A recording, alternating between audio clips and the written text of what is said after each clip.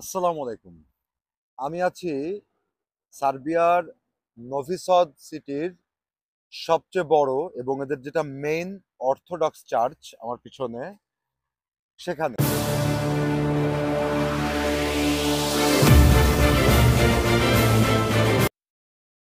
এইটাই হচ্ছে নোভি সদ সিটি সার্বিয়ার সবচেয়ে বড় অর্থোডক্স চার্চ।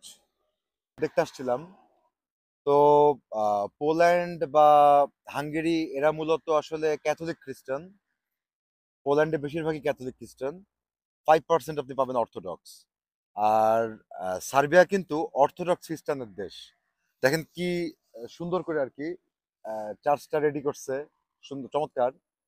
তো অর্থোডক্স চার্চ আমি পোল্যান্ডে খুব একটা এত ডেকোরেটেড অর্থোডক্স চার্চ আমি পোল্যান্ডে পাইনি, বাট সার্বিয়াতে দেখলাম অর্থোডক্স চার্চ অনেক ডেকোরেটেড।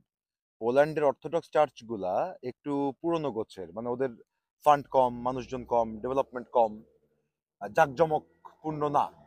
ক্যাথলিক চার্চগুলো অনেক জাঁকজমকপূর্ণ পোল্যান্ডের ডেফিনেটলি। আর সার্বিয়ার নভিসদ সিটিতে দেখলাম যে অর্থোডক্স চার্চ বেশি ডেকোরেটেড, ক্যাথলিক চার্চ এখানে খুব একটা চলে না। যাই হোক, যে দেখি ভেতরে ভেতরে অবশ্য সকল চার্চেই ক্যামেরা ট্যামেরা নিষেধ, তো যে কারণে বাইরে থেকে দেখালাম। ভেতরে আমি একটু জাস্ট ঢু মারবো। এই তো।